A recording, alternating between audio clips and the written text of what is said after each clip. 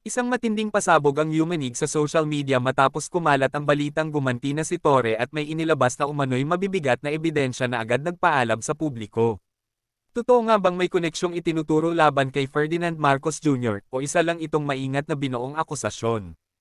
Ano ang laman ng mga dokumento, sino ang pinagmulan, at bakit ngayon ito lumabas? May mga detalye bang sinadyang itago at sino ang posibleng tamaan kapag tuluyang nabuksan ang buong kwento? Alamin ang lahat ng pahiwatig, linaw, at susunod na galaw sa comment section sa ibaba. Isang matinding pasabog ang yumanig sa social media matapos kumalat ang balitang gumanti na si Torre at may inilabas na umano'y mabibigat na ebidensya na agad nagpaalam sa publiko.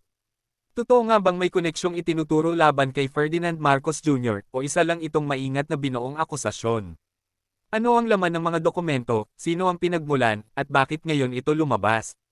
May mga detalye bang sinadyang itago at sino ang posibleng tamaan kapag tuluyang nabuksan ang buong kwento?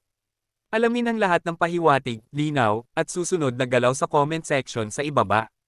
Isang matinding pasabog ang yumanig sa social media matapos kumalat ang balitang gumanti na si Torre at may inilabas na umano'y mabibigat na ebidensya na agad nagpaalam sa publiko. Totoo nga bang may koneksyong itinuturo laban kay Ferdinand Marcos Jr. o isa lang itong maingat na binoong akusasyon? Ano ang laman ng mga dokumento, sino ang pinagmulan, at bakit ngayon ito lumabas? May mga detalye bang sinadyang itago at sino ang posibleng tamaan kapag tuluyang nabuksan ang buong kwento?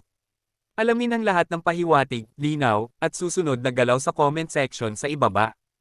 Isang matinding pasabog ang yumanig sa social media matapos kumalat ang balitang gumanti na si Torre at may inilabas na umano'y mabibigat na ebidensya na agad nagpaalam sa publiko. Totoo nga bang may koneksyong itinuturo laban kay Ferdinand Marcos Jr. o isa lang itong maingat na binoong akusasyon? Ano ang laman ng mga dokumento, sino ang pinagmulan, at bakit ngayon ito lumabas? May mga detalye bang sinadyang itago at sino ang posibleng tamaan kapag tuluyang nabuksan ang buong kwento? Alamin ang lahat ng pahiwatig, linaw, at susunod na galaw sa comment section sa ibaba. Isang matinding pasabog ang yumanig sa social media matapos kumalat ang balitang gumanti na si Torre at may inilabas na umano'y mabibigat na ebidensya na agad nagpaalam sa publiko. Totoo nga bang may koneksyong itinuturo laban kay Ferdinand Marcos Jr. o isa lang itong maingat na binoong akusasyon? Ano ang laman ng mga dokumento, sino ang pinagmulan, at bakit ngayon ito lumabas? May mga detalye bang sinadyang itago at sino ang posibleng tamaan kapag tuluyang nabuksan ang buong kwento?